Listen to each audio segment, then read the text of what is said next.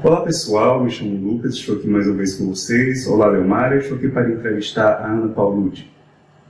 Hi Anna. Hi, how are you? I'm fine. It's a pleasure to be here with you. Thank you for accepting this invite. So, as I told you, this is a project that we're going to show in Brazil for some university students about your insight about the situation of women in China and in the world in general, especially regarding the marketplace. So could you start just telling us a bit about yourself, who you are, where you're from, what you do currently? Okay, so my name is Anna. I'm Italian, so I was born and raised in Italy. I studied in Italy translation and localization, and also I studied Chinese and English, and because of that I decided to move to China to work. So I'm currently, I was first in Beijing working for this same company, and then I moved to Shenzhen where we are right now. And so basically at the beginning I was working as translator, and then I moved to this other field that is quality management. So basically right now I'm responsible for the quality and for the resources of international company where we're working. Okay, nice. And could you tell us a bit about your professional career, starting from the academic part until what did you do to get where you are right now? Okay, so basically, I mean, my story was kind of easy because I mean, like I always had passions for languages. I started studying foreign languages in high school. Studying in Italy is very common to study English, French, and I was also studying German. And then I went to university, so I first started studying foreign languages and literature. So for my bachelor's degree, so I was studying English, German, and Chinese because I decided to drop, let's say, French because it was kind of it was kind of easy for me. Like I was well trained during high school, so when I thought it's okay, let's just try a new language. A bigger challenge. Yeah, exactly. Actually, at the beginning, I was thinking Arabic, Russian, or Chinese, and then in the end, I chose Chinese. And yeah, so after my bachelor's degree, I decided to take a year where because I wasn't sure about what to do for my master's degree. So I traveled to Germany and I stayed there for 6 months. Then I went to China and I went to Shanghai to study there. And then I went back to Germany for a new internship, and then I decided to go to Venice because there we have this famous university for translation and interpreting.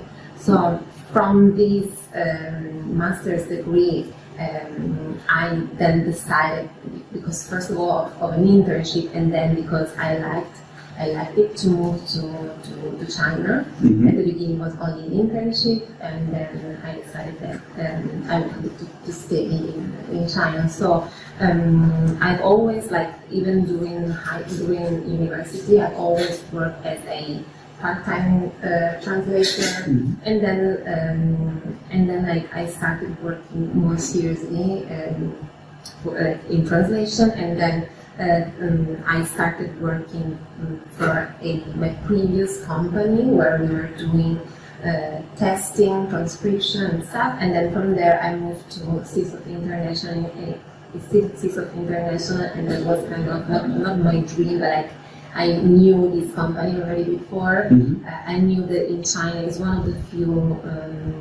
Let's say we tend to say that this is an American company, but it's actually a Chinese one, China-based one. So it's one of the few companies that are really like professional for translation. So it's kind of a big company, and here it was kind of like an achievement for me to start working here, because it was like a proper localization company.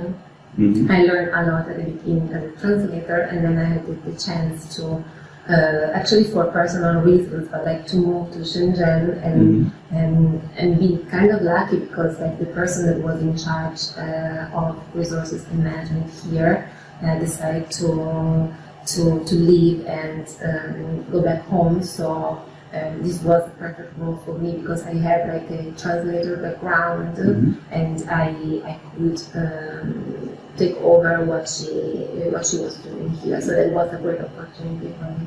Okay, it's nice. Quite a journey. Congrats for your teams and for moving up the ranks. So we can see that you started and could achieve growth in your career, right? So what would you say was your biggest challenge during this process? Well, it's always hard, I think, to grow in general and maybe work-wise, grow and have a career.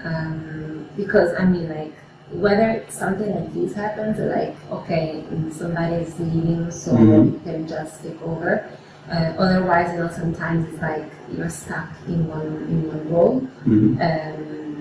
So for me, I mean, what was hard at the beginning was like at a certain point, I was like, okay, I like what I'm doing, but I could do more, you know.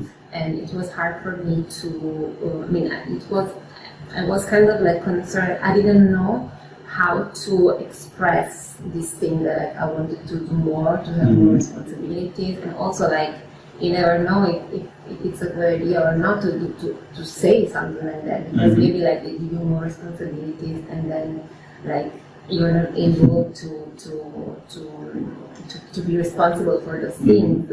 And in general, like it was, you know, like there are some people that are more like they are kind of stronger and I can just say, okay, I want to do that or I want to do this. For other people like me, it was more like, you know, like I was kind of like didn't know exactly how to deal with this thing. So this was a kind of challenge, and also like you know. Also try to stand out and show people that you can be able to do something more, you know. This is also this was a challenge for me, and also like challenges are everywhere, every day in our job. Because when I first moved here, I mean like I was nobody for them. I was the previous in Beijing, so I had to prove to my boss, but also to the team that I could handle what they were asking me to, and also like the previous person that used to work here was like a strong character. I mean, she had the lead of the office. She was actually like deputy manager and stuff. So, and that was a big challenge. Okay. So, okay, let's come back. So you have been born and raised in Italy, and you have been living in China for some time, and you already have experience in other countries as well. So how do you see the situation for the job market for women? Do you feel there's still a lot to change, a lot to improve? And do you see any difference between the situation, especially here in China, compared to Italy, for example? Well, I have to say that I have never really worked in Italy, unless like small jobs or like but my whole career, let's say, is in China. So I cannot tell you what are the differences. What I can say is that here in China, at least me, I've never had any problems or any sort of discrimination. There's also something to say that, like, to be honest, the CEO of this company is a woman. So that's something that is not unusual, but it's not very usual also. Because usually, you know, big companies, especially like CEOs, are men. So I've never felt like any sort of discrimination, and I also think that in China, of course, there is some discrimination, but not as strong as in other countries. You know, like there is for like some cultural. For their past, let's say, so you know, like their cultural way of seeing everybody as equal. That means women, men, children, all people. So maybe that would have might have helped somehow. This then I don't know. I'm talking like about my personal experience. So I don't know. Maybe like some other people felt, some other women felt discriminated, but that's not my case. The only thing that I can say, for example, is that I heard some managers, for example, saying, well, we should hire more men because, if we hire men, we don't have any problems in terms of somebody getting pregnant, going on maternity leave. So that is something that annoyed me a lot, and I pointed this out with the person that told me, because I think that's very shocking for me. Like, I've never heard something like that. I know that this thing happened, like I know that they happen in Italy, but I mean, like, I've never heard something like that before. So I was pretty disappointed by it, especially because the person that told me about this was a woman. So, you would never expect a woman telling you that you should hire more men instead of women because they don't get pregnant and they don't ask for maternity leave. So, but that was the very only time that I felt like some differences between like the way men and women were treated. Can I ask you if this woman was Chinese? Yes.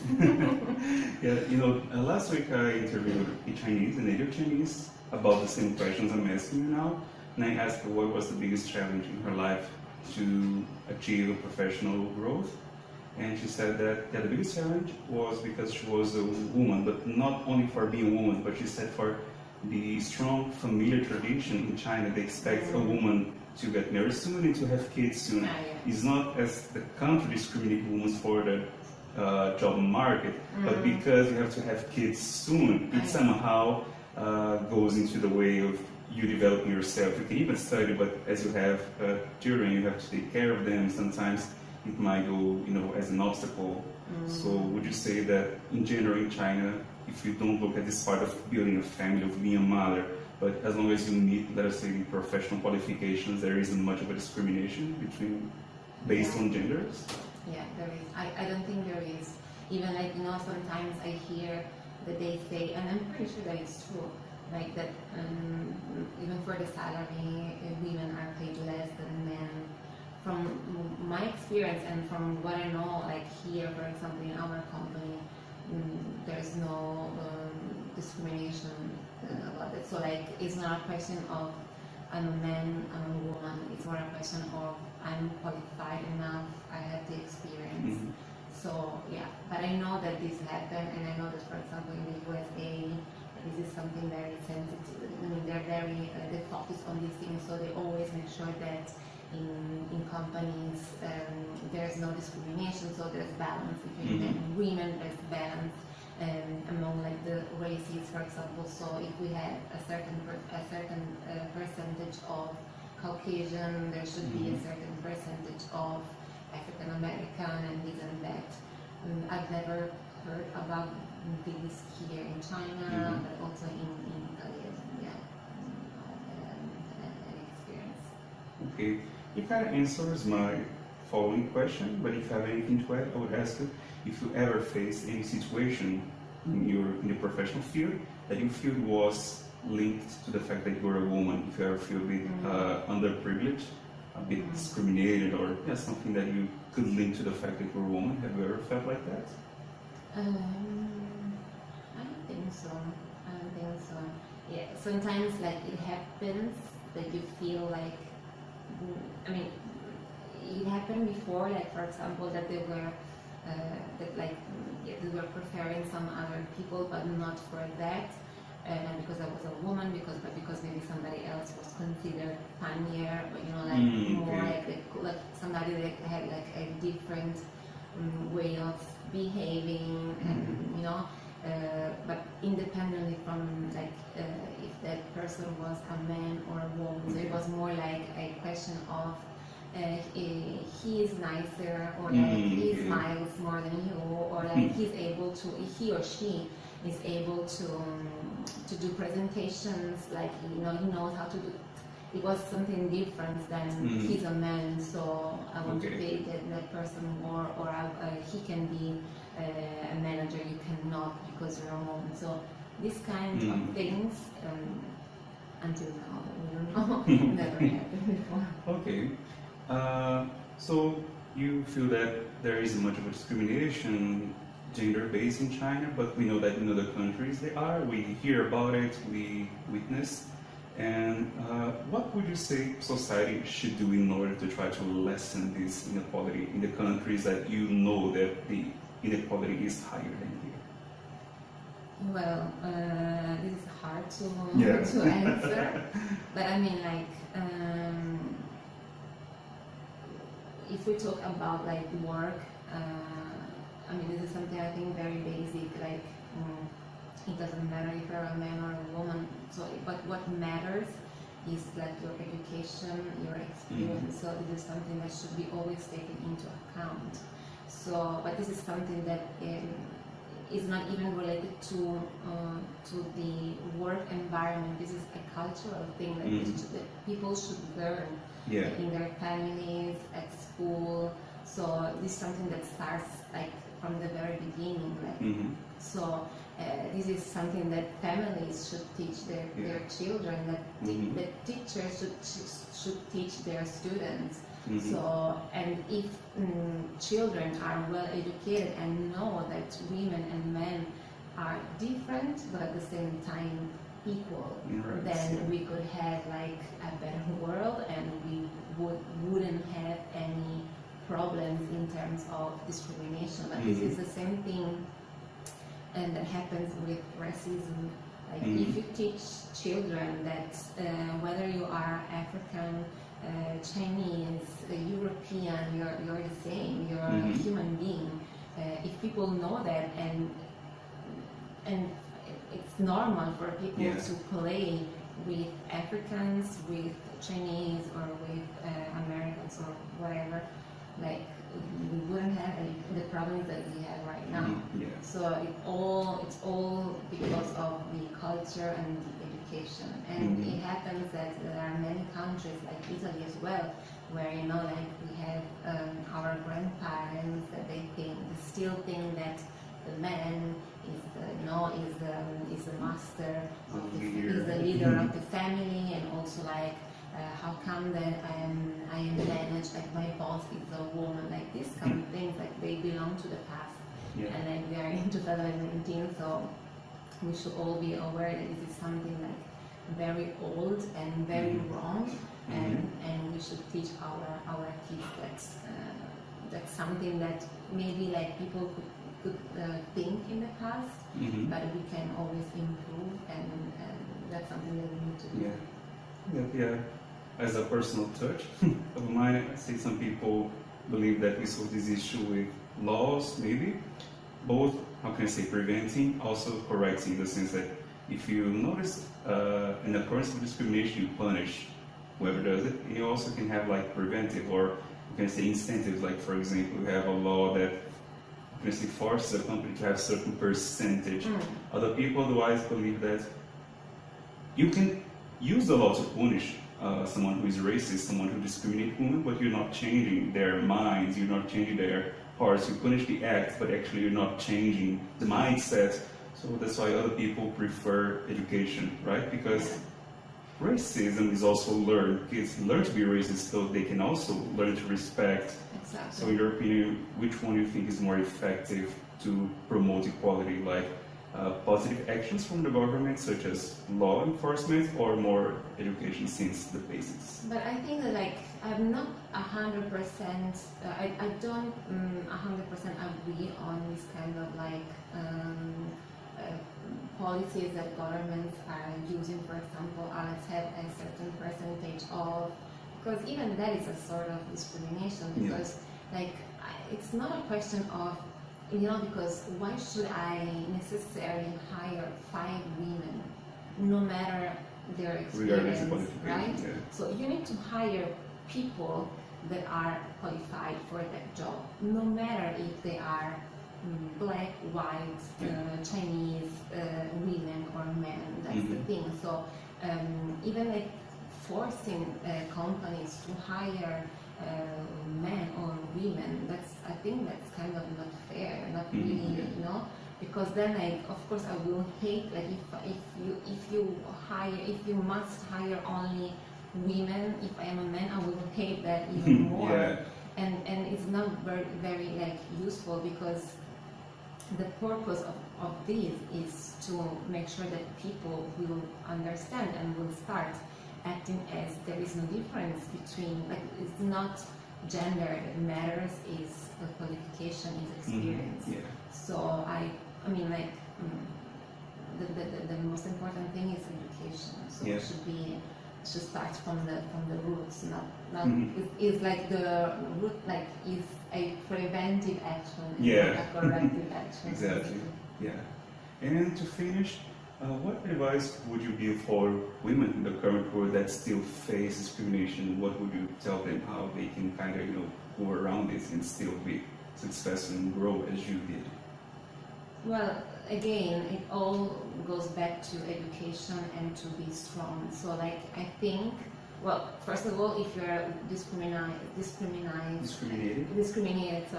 and in your current job, you should make sure to discuss this with HR, for example, and prove. I know that's also unfair, that you need to prove, and more than other people, that you are valuable for a certain job. But at the same time, the best thing to do is, the only thing that matters here is your education, your qualification, because no matter if you're a woman or a man, if you are qualified for a job, your boss will have to admit that you're better than somebody else. If that's not the case, then you just talk to HR, and you can, of course, like, you can even sue your company if that's something that is really happening. I mean, but of course, like, you should not just pretend that everything is okay and just be silent and don't say anything.